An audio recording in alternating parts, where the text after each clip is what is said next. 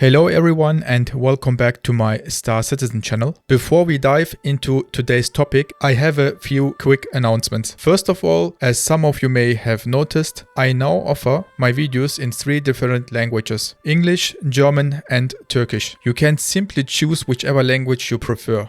Actually, whichever language you can understand. I'm going to continue this experiment for now and see how it works out. I have to admit, I was initially unsure about my English. I'm not a native speaker and you never quite know how well it will be received when you are speaking English on the internet. But I have actually gotten really positive feedback from you and I was honestly surprised by that. So thank you very much for the support. It really means a lot.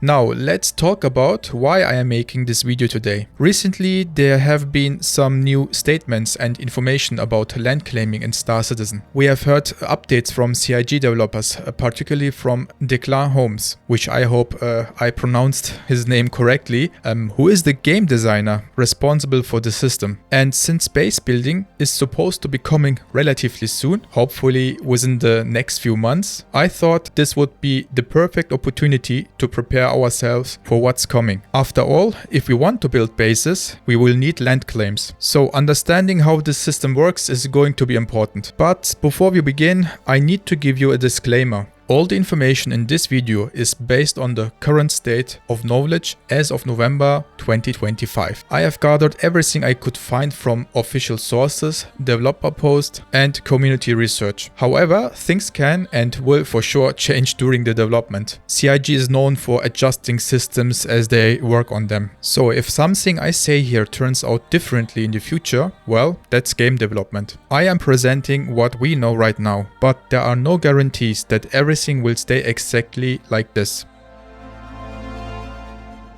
Alright, with that said, this video is going to be comprehensive. We are going to cover the complete history of land claiming from 2017 to today. I will try to explain all the mechanics, look at the current status and discuss what we can expect in the future. It's going to be detailed and I hope you enjoy it. Let's get started. So, first things first, what exactly is land claiming? Land claiming is a system that allows players to officially own a piece of planetary surface. This isn't just placing a flag and hoping no one notices. It's an official registration process with the UEE government, at least in UEE controlled space. When you claim land, you gain several key rights. First, you get exclusive building rights. That means only you and people you authorize can construct buildings on that territory. Second, you get legal protection in UEE space. If someone attacks your property, they receive a crime stat. And third, your land becomes a tradable asset. You can sell it, rent it out, or even develop it and sell it for profit. CIG has made it clear that land claiming is directly connected to base building. You can't just build anywhere you want. Well, technically you can in lawless areas like Pyro, but in civilized UEE space, you need to go through the official process. The system is designed to create emergent gameplay. It's not just about having a cool base. It's about territory control, resource extraction, economic strategy, and even conflict over valuable locations. Now let's look at how we got here. Land claiming has been in development for over 8 years and it's had quite a journey. It all started at CitizenCon 2017 in October. This was the first time CIG officially announced land claiming as a planned feature. Along with the announcement, they revealed the pioneer ship from Consolidated Outland. This is a massive construction vessel designed specifically for building large structures on planets. Chris Roberts presented the vision. Players would experience something like the American frontier land rush of the 1800s. You would fly to a planet, find an unclaimed piece of land, stake your claim with a beacon, and then race to the nearest colony office to register it officially. The concept was exciting, but then came November 2017 and things got controversial. Just a few weeks after CitizenCon, CIG opened a land sale on their website. They offered 2 types of claims. First, plot claims for $60. These were 4x4 kilometer parcels. Second, estate claims for $120. These were 8x8 kilometers. Both packages included something called a geotag beacon. That's the physical device you place on the ground to mark your territory. The community reaction was, let's say, mixed, to put it mildly. Many players were excited and bought land immediately, but there was also significant criticism. People said things like CIG is selling land in a game that doesn't even exist yet, and of course, this is pay to win. CIG tried to address the concerns. They explained that land claims would later be available in-game for UEC, the in-game currency. They also pointed out that there are billions of square kilometers of planetary surface in Star Citizen. So the few thousand plots they sold represented a tiny fraction of available land. Nobody would be at a disadvantage. Despite the explanations, the controversy remained, and interestingly, that 2017 sale was the last time CIG has sold land. They haven't done another land sale since, as far as I know. After the initial excitement of 2017, things went quiet on the land claiming front. CIG shifted their focus to fundamental technologies. They were working on object container streaming, the first version of server meshing, and improving the planet tech.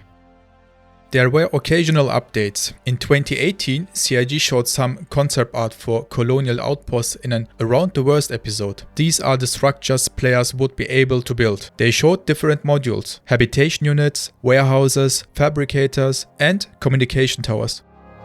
The architectural style was clearly defined as colonial. It's meant to look functional and rustic, like early human colonization. Modular construction with natural materials, but in terms of actual gameplay, nothing. Land claim remained pure theory during this period.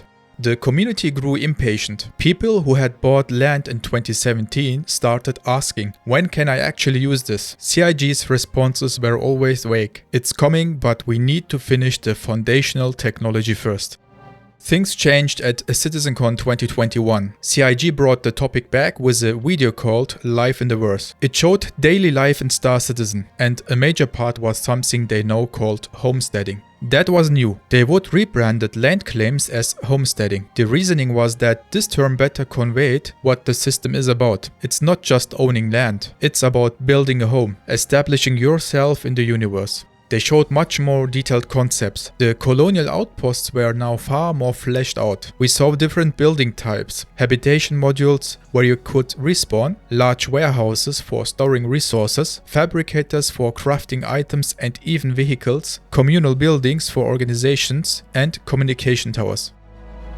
CIG emphasized that the system would be modular. You don't just plop down a complete building. You place a foundation, then add modules one by one. You can expand, rebuild, and customize. In 2022, CIG started connecting homesteading with other gameplay systems. They talked about the fabricator system integrating with the new crafting mechanics. You would gather resources, store them in your base, and then use the fabricator to produce items. They discussed mining integration. Your land might contain valuable mineral deposits. You would scan them with a surveyor ship, then extract them, either yourself or by hiring other players to do the mining for you. They mentioned missions. Your base could become a mission hub. NPCs might visit with contracts, or you could launch missions from your base. The system was getting more complex with each update, but still no actual gameplay to test. CitizenCon 2024 was when things finally became real, because CIG showed the live demonstration of base building. It wasn't just a concept art anymore, it was functional gameplay. We saw players using construction vehicles to place modules, connect them to foundations and build actual structures. It was the first time in 7 years that we would see in working gameplay. The community reaction was overwhelmingly positive. Finally, after all this time, base building was tangible. CIG also gave a timeline, 12 to 18 months from CitizenCon 2024. That would mean release sometimes between October 2025 and April 2026. Another important development in 2024 was learning who's actually responsible for the system at CIG. Well, let's say if I'm not wrong, his name is Declan Holmes. Declan Holmes, and I hope I pronounce his name correctly, is a game designer at Cloud Imperium Games in the United Kingdom. He specializes in systems like homesteading, crafting, and player-owned locations. In October and November 2024, he became very active on Spectrum, which is, by the way, CIG's official forum. He answered dozens of community questions in detail. These answers were incredibly valuable. They clarified many things that had been uncertain. For example, he confirmed how the shard system would work with the land claims. He confirmed that offline raiding would be possible but would have protections. He explained how blueprints would persist through patches. Almost all the detailed information in this video comes from Declarhome's Spectrum posts. I think he is the most reliable source we have. So here we are in November 2025. Base building is an active development, but it hasn't been released yet. We are 2 months away from the end of the year, and there has been no official announcement of a release date. The realistic expectation at this point is that base building will come sometime in the first or second quarter of 2026, maybe March or maybe June, we don't know actually.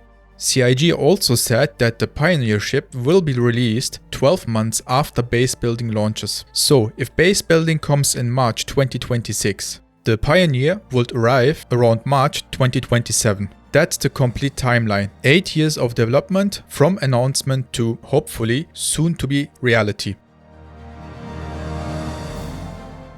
Now let's talk about how you actually claim land. The core process has remained basically the same since 2017. It consists of 4 main steps. First, you need to acquire land claim beacon. In 2017, some players bought these with real money. In the future, you will be able to buy them in-game for UEC. You fly to a planet and find an unclaimed piece of land. This is where strategy comes in. Do you want land with valuable mineral deposits? Do you want proximity to a city for trade convenience? Do you want a strategic location near a jump point? Once you have found your spot, you deploy the beacon. It's, as I mentioned earlier, a physical device that sticks into the ground and marks the boundaries of your claim. But here's the important part. Placing the beacon is not ownership. It's just the first step. You need to fly to a colony office or planetary development office. These are government facilities, usually located in cities or major settlements.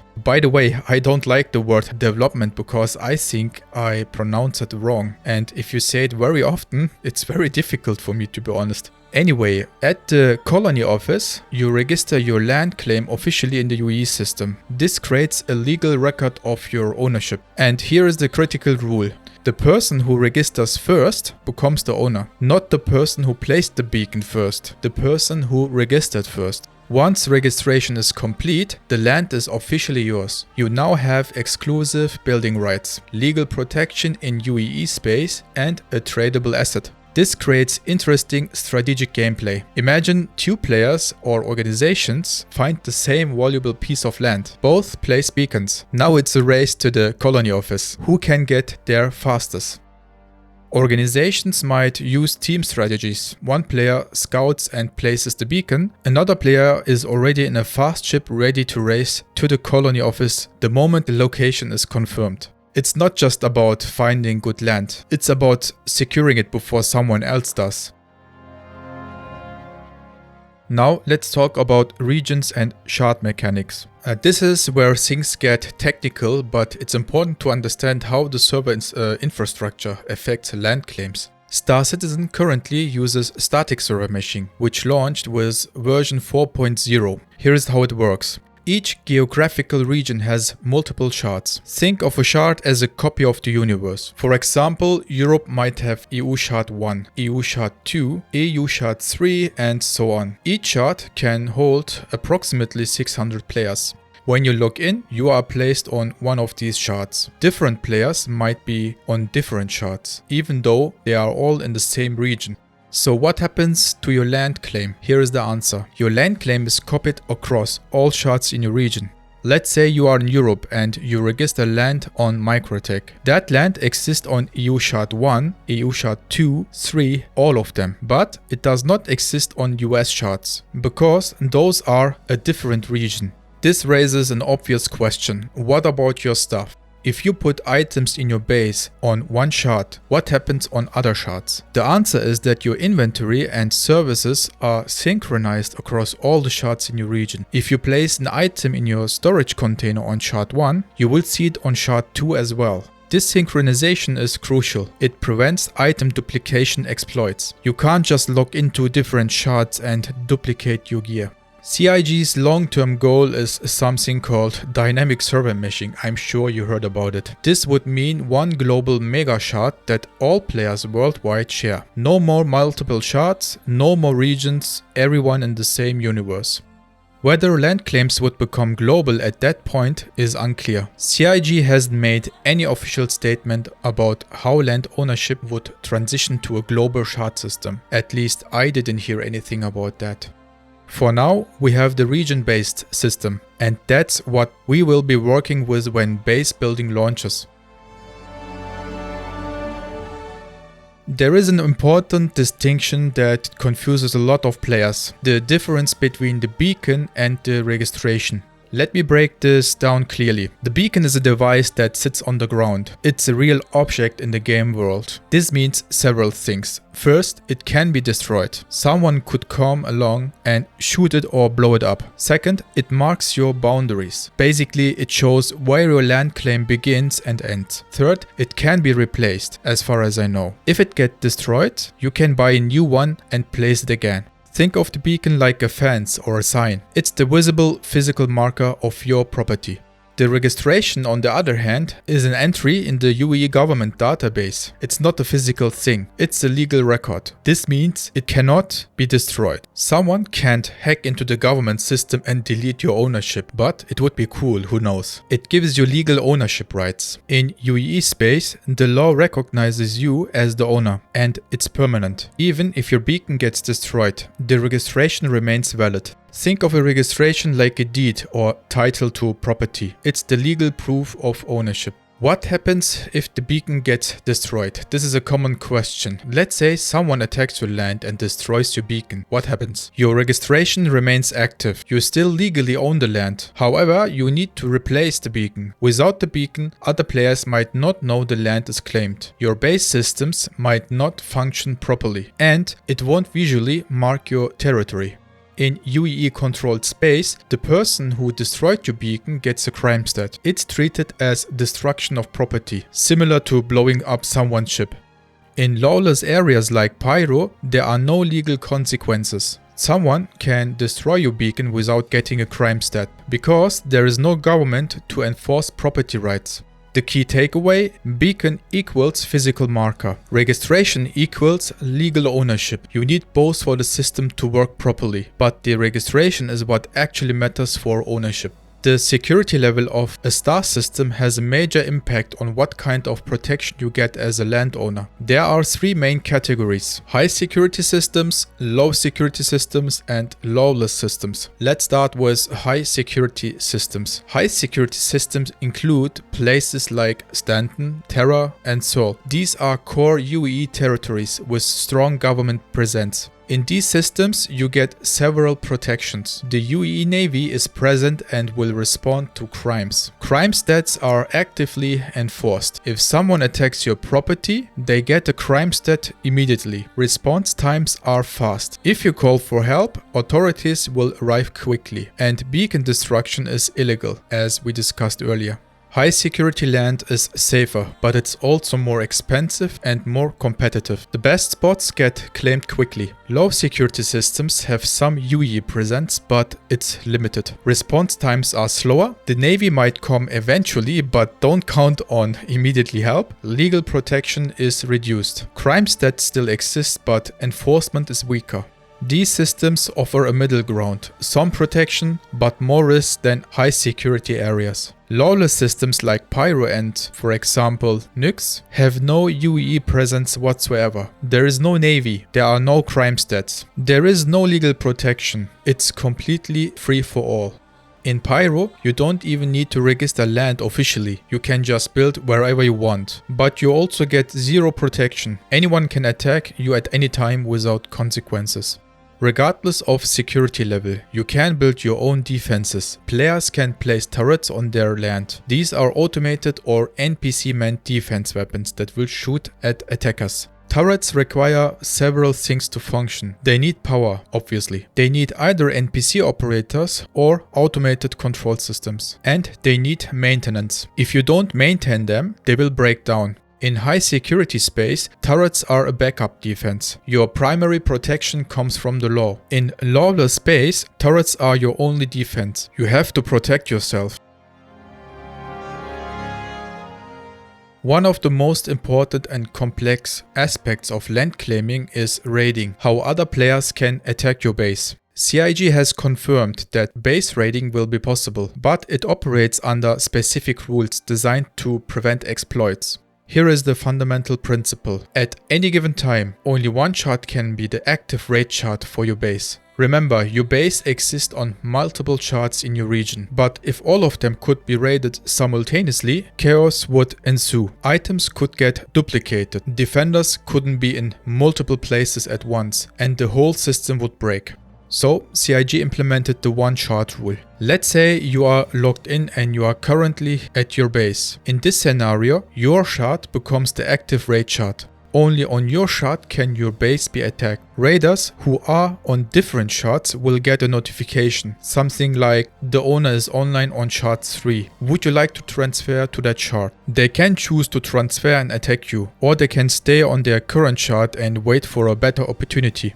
If you are not logged in, the system selects one chart to be the active raid chart. Let's say it picks chart 2. Raiders who want to attack your base must transfer to chart 2 to do so. If you log in while a raid is in progress, there will be a transfer. The exact mechanics aren't fully finalized yet, but most likely either you will be transferred to the chart where the raid is happening, or the raiders will be transferred to your chart. Either way, you will end up on the same chart so you can defend your base. But why did CIG choose this system? This system prevents several problems. First, it prevents simultaneous multi-chart raids. You can't have 5 different groups attacking 5 different versions of your base at the same time. Second, it prevents item duplication, as I said. All raiding happens in one location, so items can't be duplicated across charts. And third, it prevents unfair tactics like chart hopping to avoid defenders. Personally, I was wondering how it works when you are offline. Now, here is the controversial part, let's say. Declare Homes has confirmed that offline raiding is possible. Yes, your base can be attacked while you are not logged in. This has raised concerns in the community. People say things like, I work 8 hours, come home and my base is destroyed. That's not fair. CIG is aware of these concerns and they are planning several protections. The most likely solution is something called vulnerability windows. These would be the time periods when your base can be raided. You would probably be able to set these windows yourself. For example, you might set your vulnerability window to evenings when you are usually online. What do you think about that? Please share your opinion. I'm really curious. Outside of that window, your base cannot be raided. Even during a raid while you are offline, you have some protection. NPC guards will defend your base automatically. Your turrets will fire at attackers, and your organization members might receive notifications that your base is under attack, allowing them to log in and help defend. How strong these offline defenses will be is still unclear. CIG hasn't released final numbers, but the intention is that offline raiding should be possible but difficult, requiring significant effort from the attackers. Now let's come to the transfer dynamics. If you log in during an active raid, you will be transferred to the raid chart. If your org members want to help defend, they will also be transferred to that chart when they arrive at your base location. This ensures that all combat happens in one place, on one chart fairly. The exact transition mechanics, whether it's instant, whether there is a warning, whether you can refuse the transfer, these details are still being worked out by CIG.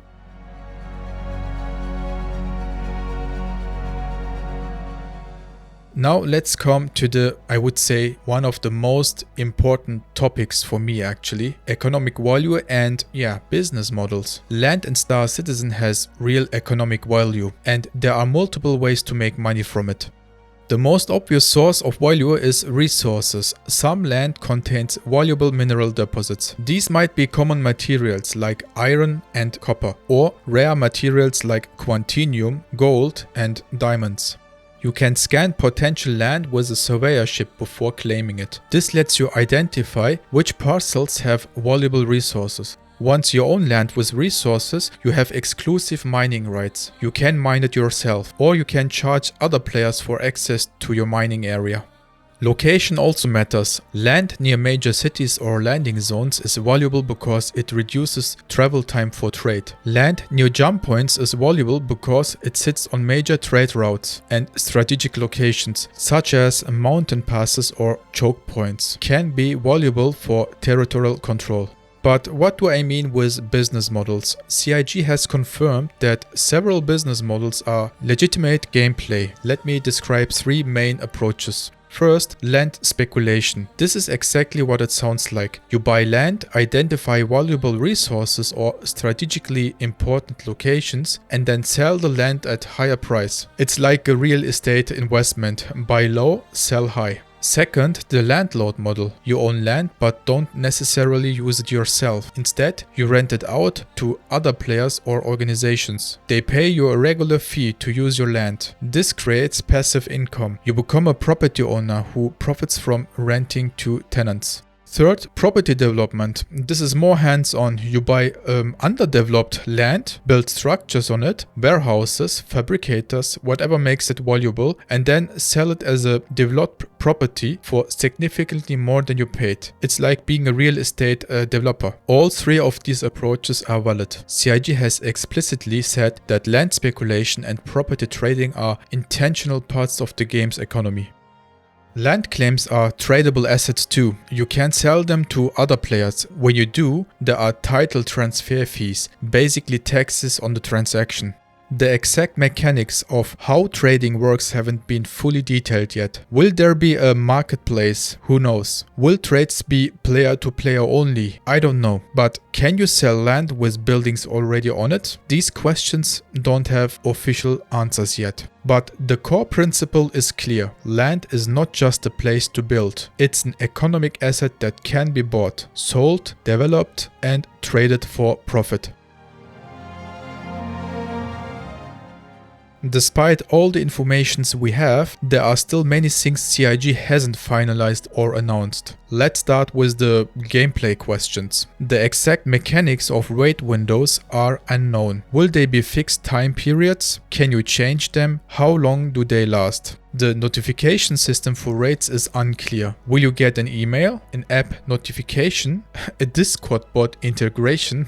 I don't know. The strength of offline defenses hasn't been specified. How many NPC guards can you have? How effective are they compared to player defenders? Transfer mechanics during raids need more detail. Which shard do people move to? Is it instant? Can you refuse? I have also questions in regard to the system. We don't know the size of land claim beacons. The 2017 sale offered 4x4 and 8x8 kilometer plots. Will those be the only sizes? Will there be a larger option for organizations? Did you hear anything about that? If yes, please let me know. Registration costs are unknown. In 2017, you could buy claims with real money. In-game, how much UEC it will cost to register land. Also, maximum claims per player hasn't been announced. Can you own multiple plots? Is there a limit? Do organizations get higher limits?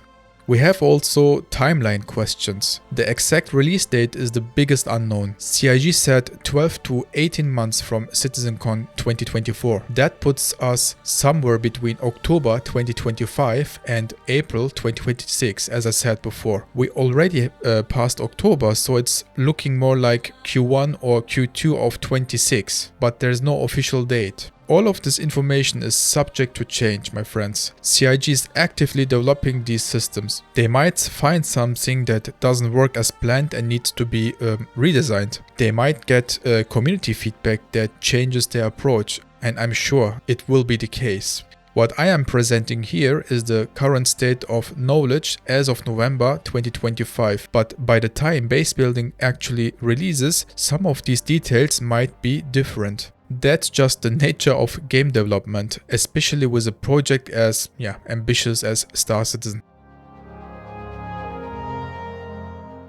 But yeah, what do you guys think about land claiming? I really think it's going to be extremely significant for Star Citizen, because with base building and land claims, for me, one thing is guaranteed. Or let's put it this way, at least one thing should be guaranteed, and that's long-term motivation. And just the thought that you will be able to build something somewhere on a planet, I mean, that's honestly just really cool, you have to admit. And if server meshing continues to develop and evolve the way it has been, I can truly imagine we will be seeing a totally different Star Citizen in a few years. What do you think about land claiming, and when do you think base building might actually arrive? Feel free to leave your opinions in the comments if you want, and yeah, please leave a like or subscribe to my channel. I really hope we will see each other again next time. I would really appreciate your feedback. See you, bye.